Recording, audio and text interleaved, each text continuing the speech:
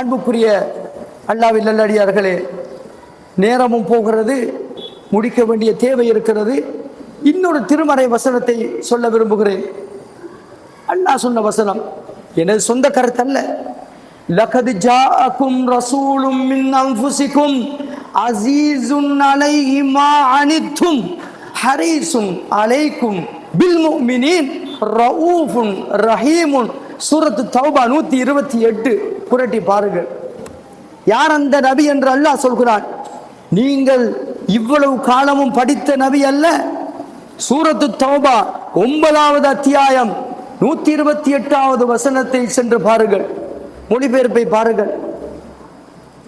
உங்களிலிருந்து ஒரு தூதர் வந்தார், ஆடு மேய்த்தார், அனாதையாக இருந்தார், உங்களோடு வியாபாரம் செய்தாரே. மனித தூதர், மலக்கு தூதர் அல்ல, ஜின்களிலிருந்து அவன் வரவில்லை, சாதாரண மனிதர். அவர் வந்தார், உங்களிலிருந்து வந்தார், ஒரு தூதராக வந்தார்.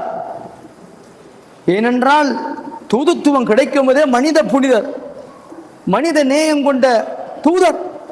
எனவே தூது கொடுத்தான், இந்த உலகத்துக்கு மாற்றம் கொண்டு வர நீதான் சரி தலைவர், leader. He is not a political leader, spiritual leader.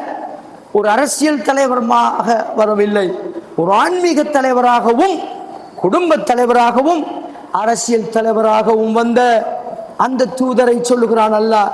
எத்தகைய பண்பு கொண்டவர் தெரியுமா? அஸீஸுன் அலைஹி மா அனித்தும், நீங்கள் படுகின்ற எல்லா கஷ்டங்களையும் அவர் சுமந்து கொண்டார்.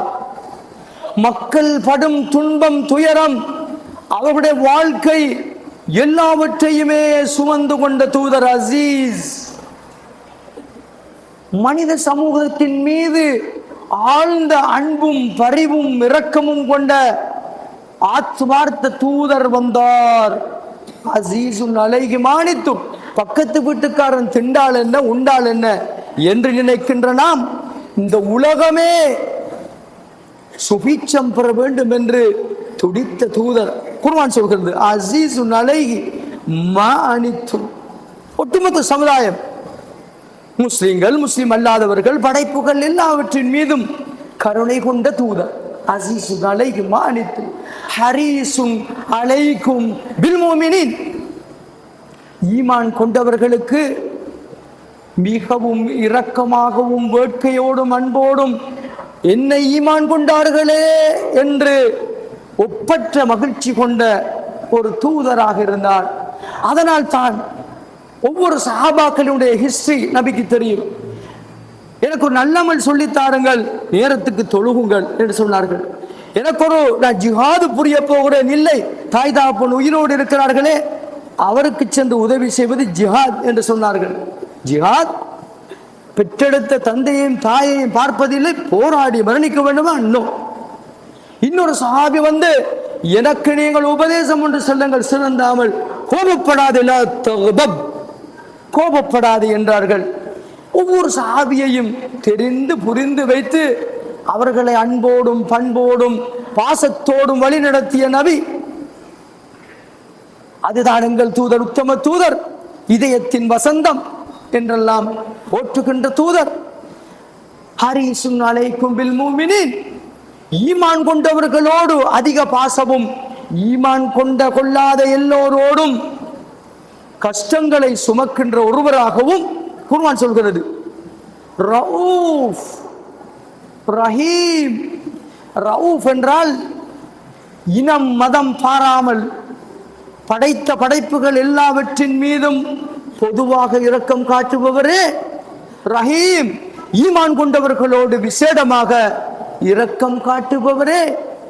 அதில் அர் ரഊஃப் என்றால் அல்லாஹ்வாகி விடுவார் முஹம்மது நபி. அர் ரஹீம் அல்லாஹ்வாகி அல்லெடுத்துட்டா முஹம்மது நபி. ரഊஃப் ரஹீம், அல்லாஹ்வுக்கு சமமாக நபி இருக்க முடியாது. ஆனால் அல்லாஹ்விடம் இருக்கிற ரഊஃப் என்ற குணமும் அல்லாஹ்விடம் இருக்கிற ரஹீம், பிஸ்மில்லாஹிர் ரஹ்மானிர் ரஹீம், அர் ரஹ்மான், எல்லோருக்கும் இரக்கம் காட்டுவன் இந்த உலகத்தில். அர் ரஹீம், மறுமையில் இரக்கத்தை சுருக்கிக் கொள்பவர்.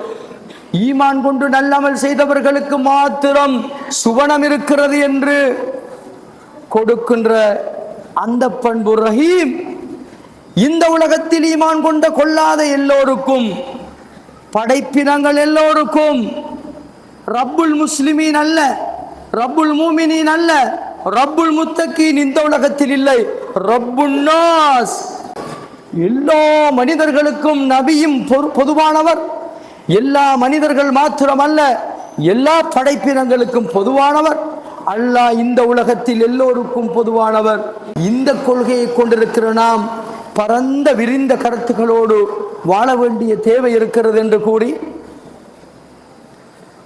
உண்மையிலே நாம் எல்லோருமே நபியை மீண்டும் ஒரு முறை படித்து, மனிதநேய தூதர் எங்கள் உத்தம தூதர் என்பதை புரிந்து, அல் குர்ஆனின் நிழலில் நபியின் வரலாற்றை ஒரு தரம் படித்து, குர்ஆனும் தூதரும் எந்த வாழ்க்கையை கொண்டு வர சொன்னார்களோ அந்த வாழ்க்கையை கொண்டு வருவதற்கு அல்லாஹ் எனக்கும் உங்களுக்கும் தௌஃபீக் செய்வானாக. நாங்கள் இஸ்லாத்தை தெளிவாக படித்து நபியை பின்பற்றும் பாக்கியத்தை தருவானாக. யா அல்லாஹ், ஈமான் என்றும் தக்வாவென்றும் வார்த்தைகளால் சொல்லாமல் வாழ்க்கையில் எடுத்து நடக்கின்ற மனிதர்களாக எங்களை ஆக்கி அருள்வானாக. சொல்லும் செயலும் உள்ளமும் உடலும் உன்னை நோக்கி இருப்பதற்கு அருள் பாலிப்பாயாக.